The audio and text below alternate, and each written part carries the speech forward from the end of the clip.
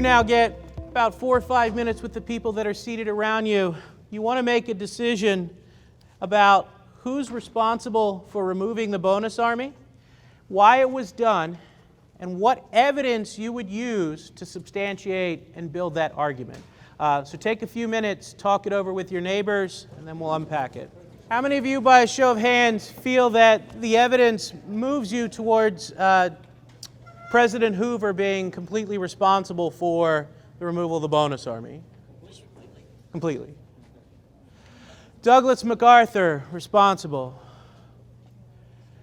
A little bit of both. What are the two key pieces of evidence that seem to play off one another that are central to whichever direction you're going to take this? What are the two pieces that wrestle with each other in your conversations?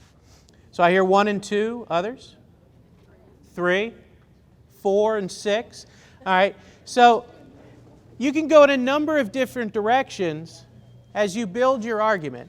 The first thing that my students do, and I don't know whether I don't think it's because I've taught them, but I think it's just a defense mechanism, they will go in and look for the documents that match together, that seem to build off one another.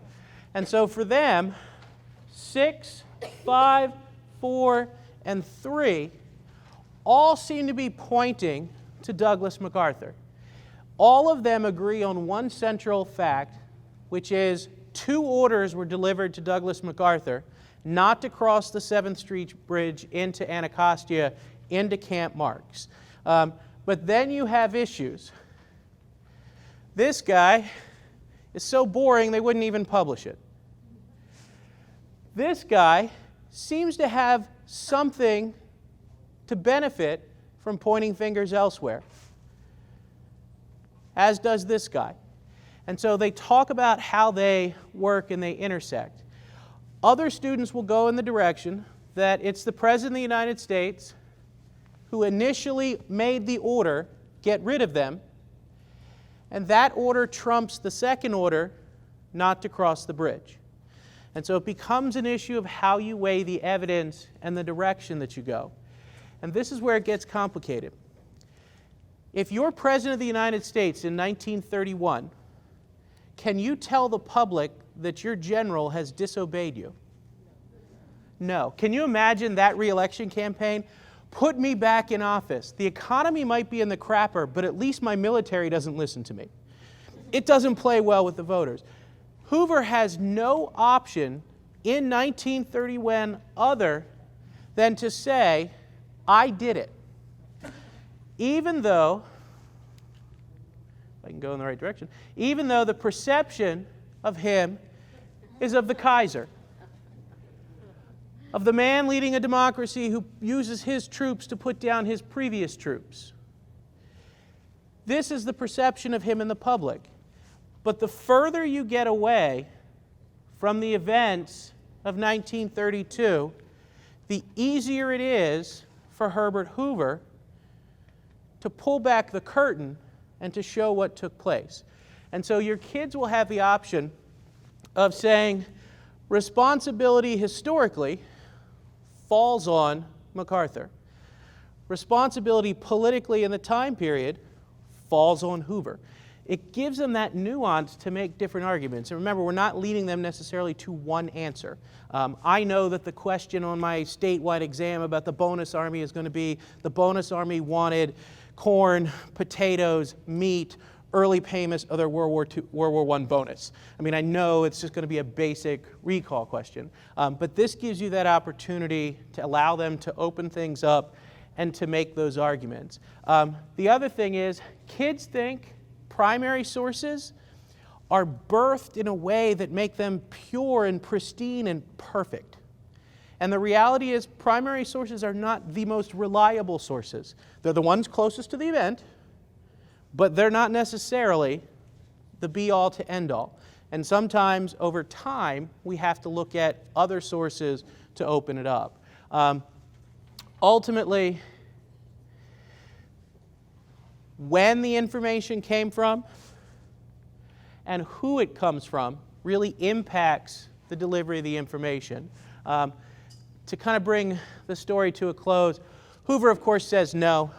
It's fiscally irresponsible to open up your treasury at that point in time and pay out. He, of course, loses the election in 1932.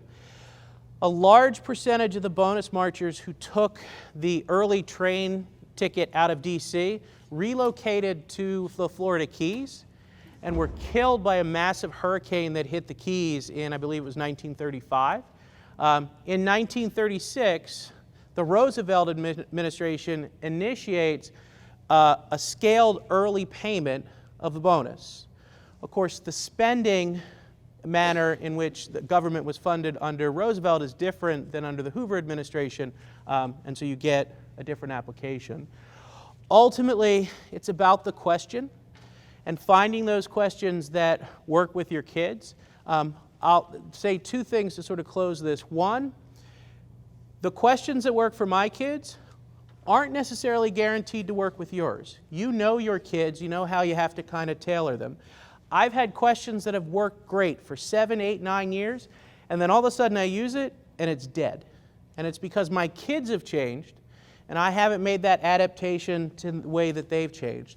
I also find out that a question that works really well with my first period doesn't necessarily work well with my fourth period. They're both 11th graders, but they're just different kids.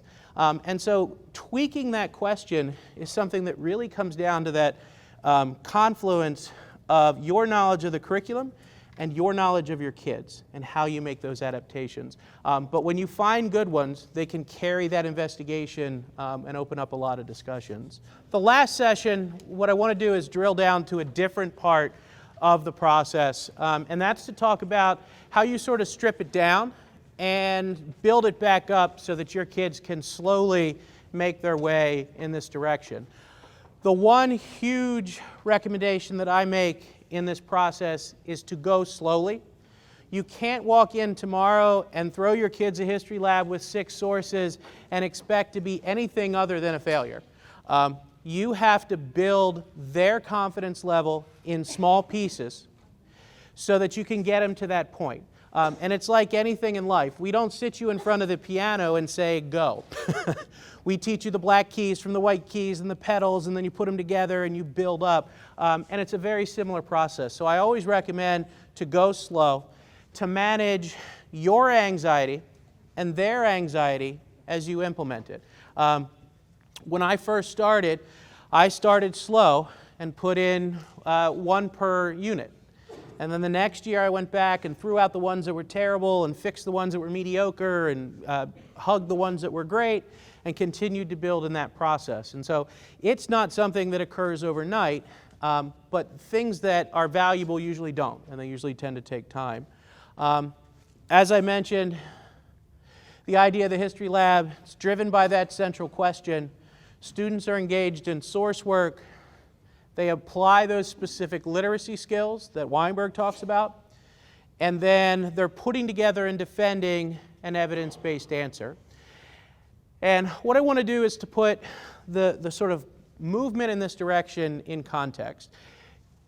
Teachers and kids, when they walk into the classroom, both walk in with a set of anxieties or a set of fears. It's there from your first day until your last day. The worry is that you're going to do one thing and the barn door is going to be wide open and you can't get them back in. That fear of losing control. It drives more decisions in the classroom than anything else, with the exception of coverage. The 2 C's, control and coverage, really dictate teacher behavior, and we have that fear.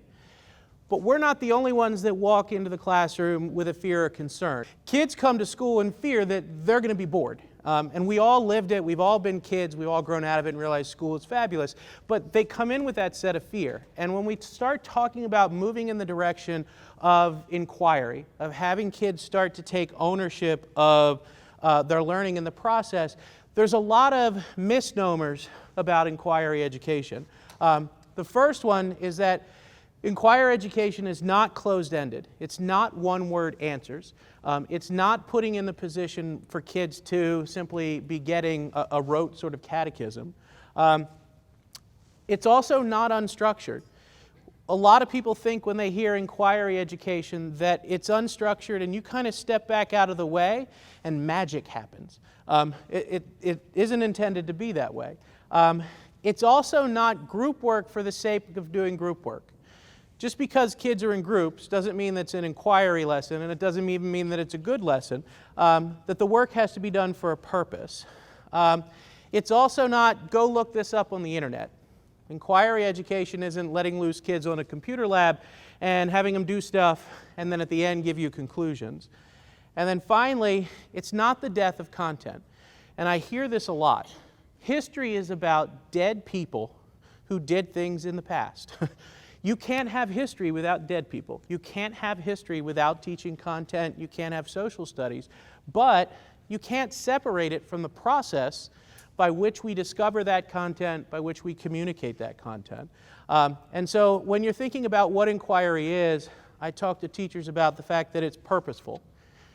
It is open-ended, but it's guided. It is not unstructured, and in a second I'll talk about that structure, but the process evolves. You can't walk into your classroom in September and start right out the gate with 100% perfect inquiry because they're not ready. It's also intentional. There's a purpose behind inquiry, and there's thinking skills that we want to develop, and it strikes that balance between content and process. And so when I ask teachers to think about it, we talk about the gradual release of responsibility. And if you've ever raised a child, this harkens back. You gradually release your child to the world and take away those structures. You do it in a classroom. You have to structure it from the beginning. They need to know what happens, why it happens, what the process is, what kinds of questions you ask. And then you can move them towards a more guided experience. The students take a little bit more ownership. The students have the ability to exert a little bit more independence. And then finally, you can get to an open inquiry situation. For some kids I've had in some classes, we don't get out of the guided because skill-wise they still struggle with that independence piece. For some, they fly to the open inquiry. It just depends upon the group and the year. But the thing that I like to emphasize is the fact that we're afraid of losing control. They're afraid of being bored. Somewhere in the middle is a happy medium where we still maintain control and we do it in a way that generates and takes advantage of their interest. And Linda Levstick and Keith Barton talk about this in a great book, particularly for elementary school teachers, called Doing History.